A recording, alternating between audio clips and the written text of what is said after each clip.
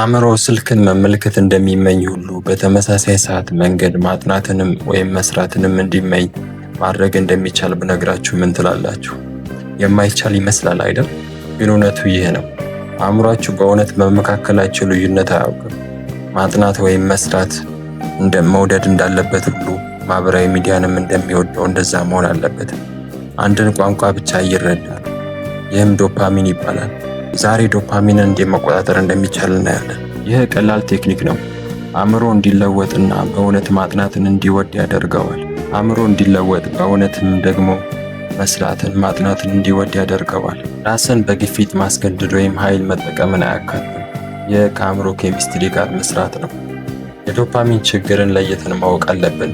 እያንዳንዱ ጊዜ ኢንስታግራም፣ ቲክቶክ ስንመለከት ወይም ጨዋታ ስንጫወት አእምሯችን ትልቅ የዶፓሚን ጭማሪ ያገኛል። ይህ ፈጣን ነው፣ ቀላል ነው፣ ደስም ስለሚያሰኝም ነው።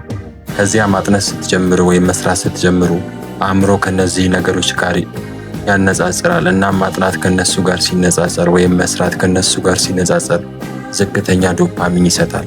ስለዚህ አእምሯችሁ በጣም ይህ አሰልቺ ነው ወይም ደስ የሚል ነገር ተመለስ ይላችኋል። በትንሽ ጥረት ከፍተኛ ዶፓሚን ያለውን ነገር መፈለግ ላይ ነው።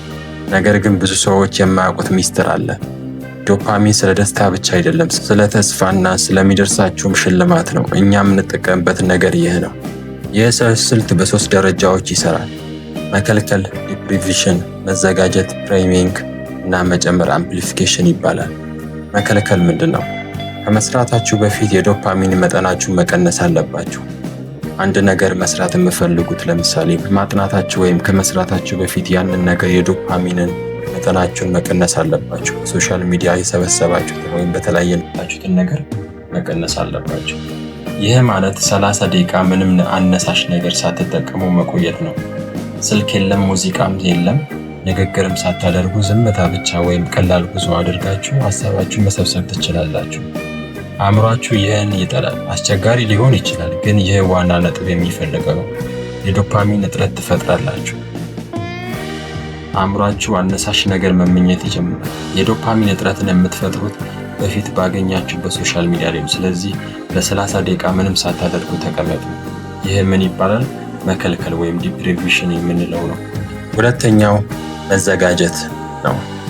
መጽሐፍትን ከመክፈታችሁ በፊት ወይም ከመስራታችሁ በፊት 2 ደቂቃ ራሳችሁን እያስተማራችሁ እንደሆነ አስቡ፣ እየሰራችሁ እንደሆነ አስቡ፣ ነገሮችን እየተረዳችሁ እንደሆነ፣ ችግሮችን እየፈታችሁ እንደሆነ፣ እየሰራችሁ እንደሆነ፣ ለማስተካከል እየጣራችሁ እንደሆነ አስቡ። ይህ ተስፋን ይፈጥራል። አእምሮ እንኳን ሳትጀምሩ ዶፓሚን መልቀቅ ይጀምራል። ምክንያቱም ሽልማት እየመጣ እንዳለ ያምናል። ተስፋ የሰውን ሀሳብ ያነቃቃል። ምንን ማግኘት እንደምትችሉ ከሰራችሁ በኋላ ምንም እንደምታገኙ በአእምሯችሁ ስላችሁ አስቀምጡ። ይህ መዘጋጀት ይባላል። ደረጃ 3 መጨመር ነው። ስትማሩ ራሳችሁን በትንሽ ሽልማት አነሳሱ። ከ25 ደቂቃ በኋላ 2 ደቂቃ እረፍት ውሰዱና ራሳችሁን ሸልሙ። አንጠራሩ፣ ትንሽ ተጓዙ፣ ውሃ ጠጡ። ግን ስልክ መመልከት አይደለም። ብቻ አእምሯችሁ ከሰራና ካጠናችሁ በኋላ 25 ደቂቃ ኮንሰንትሬት አድርጋችሁ ስራችሁን ካደረጋችሁ በኋላ ጥቂት ሽልማት ስጡት።